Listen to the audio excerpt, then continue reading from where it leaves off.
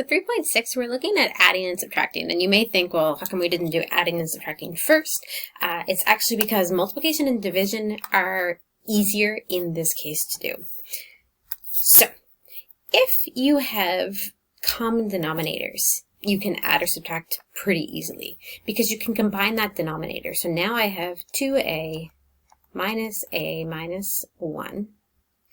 But remember that this a minus 1 is all in brackets. I'm subtracting all of this together, and then I can rewrite that all over b because they have that same denominator. So then it's just a little bit of changing some stuff around. So remember, this negative applies to both. So if I was going to rewrite this, I'd have 2a minus a, but I'd have plus 1 because negative times a negative is giving me a positive all over b. And then 2a minus a, that's going to give me a plus 1. All over b. So if my denominator is the same, it's just a matter of combining what I have in my numerator, but just be careful when it's subtraction because you're subtracting everything that's there. So same idea here. So this is 2x plus 8 over a common denominator of x plus 4. But remember, I can factor here, and I end up with x plus 4. And then all over x plus 4, which then cancels out. And this one is actually equal to 2. Remember that, I didn't do it for this one, my NPVs, that my b cannot be equal to 0. And in this case, I still have one NPV, my x cannot be equal to negative 4. So same thing here, I have x squared plus 3x minus 10 over that common denominator of x minus 2. Remember, my NPV value, x cannot be equal to 2. So now I can factor this. What's going to multiply to give me 10 and add to give me 3 is going to be 2 and 5. So positive 5, oops, yep, and negative 2 all over x minus 2. So these can cancel out, and I end up with x plus 5 as my final answer. So adding, subtracting, if the denominator is common, no big deal. Same thing here, there's one more to do. So this is going to give me 10m minus 1. And remember, I'm subtracting this whole thing. I'm subtracting 8 minus 2m. And then again, this is over a common denominator of 4m minus 3. So now I have 10m minus 1 minus 8 plus 2m. So again, that negative 1 is going to apply to both of these. And then I have my 4m minus 3. So this gives me a total of 12m minus 9 all over 4m minus 3. Now I can factor. So out of these ones, I can factor out a 3 out of the top, and that's going to give me 4m minus 3, shocker. And on the bottom we have 4m minus 3. This all cancels out, and I'm left with just an answer of 3. And then my NPV values are that m cannot equal 3/4.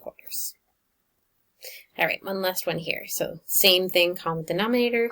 I have 2x squared minus x plus 3 minus 2x minus 12 all over a common denominator of x minus 3, x plus 1. So now I need to combine like terms up here. So I end up with 2x squared minus 3x minus 9 all over that same denominator. And now I can factor my top. So remember, I'm looking for 2 times negative 9 is negative 18. So two things that are going to multiply to give me negative 18, but are going to add to give me negative 3. So 3 and 6 will work. And this will have to be my negative. So I can rewrite this 2x. So we are going to keep the coefficient here, minus 6. 2x plus 3. And then this is divisible by 2. So I end up with x minus 3. 2x plus 3. And then this is all over my denominator of x minus 3 and x plus 1.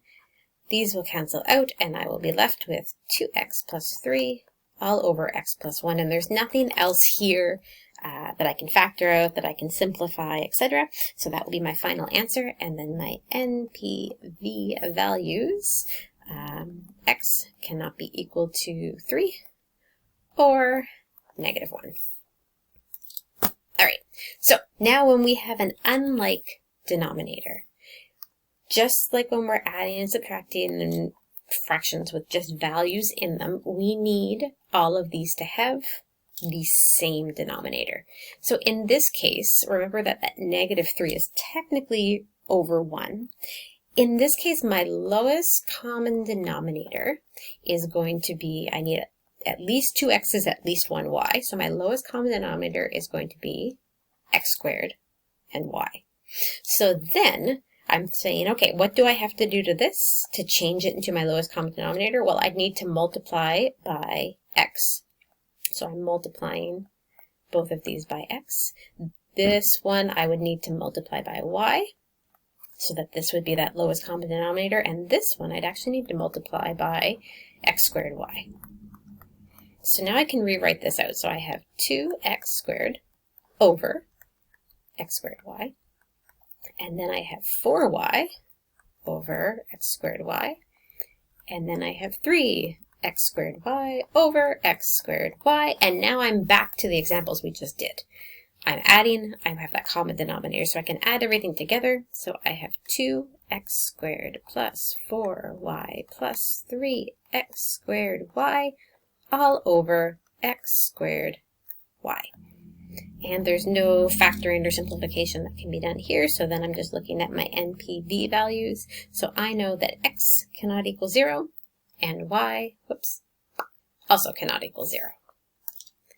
So let's look at another one. So for this one, my lowest common denominator is going to be this y squared minus 2, which is equivalent to y minus 2, sorry, y squared minus 4, y minus 2, y plus 2. So that's a difference of squares. So this one, I can put or y squared minus 4. These are equivalent, they're the same thing. So I don't have to touch this one, it already has the right denominator, but this one is missing y minus 2, and what I do to my numerator, I will also do to my denominator. And then they're going to have that same denominator, and I can rewrite this out.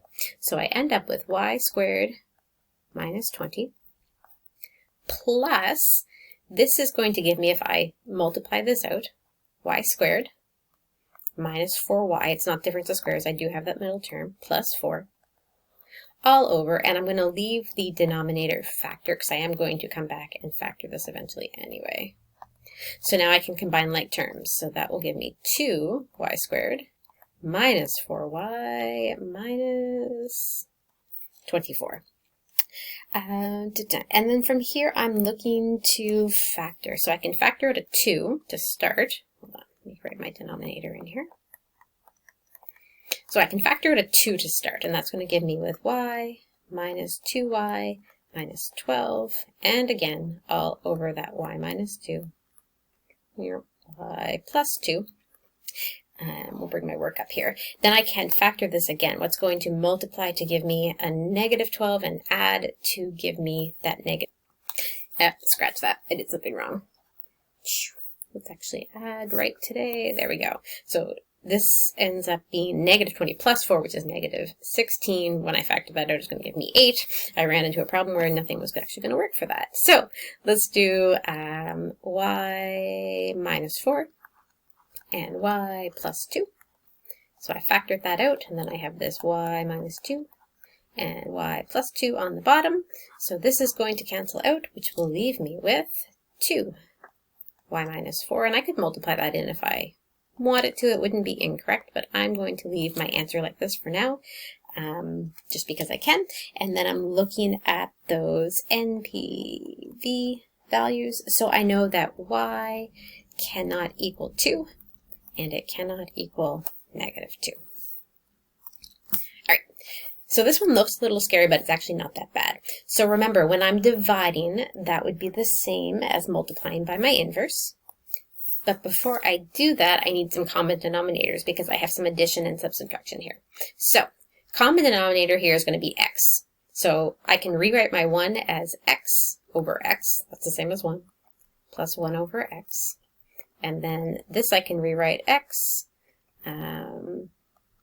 x squared over x. So if I'm changing my denominator here to x, I'm multiplying my denominator, but I'd also have to multiply my numerator. So that becomes an x squared minus 1 over x. So now I'm dividing. I can combine my like terms first if I wish. It will make things a little bit easier. So I'm going to rewrite this one more time as x plus 1 all over x divided by x squared minus 1 all over x. So down here, I have my x plus 1 all over x, and instead of dividing, I'm going to multiply it by the inverse. So this will give me x all over x squared minus 1. So one more thing, this can be factored and therefore changed, and I'm just going to erase it just to save a little room. It is a difference of squares, so I can write it as x minus 1, x plus 1, and now I can start to cancel out here. So my x's will cancel out, my x plus 1's will cancel out, and I will just be left with 1 over x minus 1. Be careful that you do include that 1 there and you don't just write x plus 1. That wouldn't be correct. And then I'm looking for my NPV value. So what can x not be? Well, in this case, we know that x cannot be equal to 1. And it cannot be equal to 0, and it cannot be equal to -1.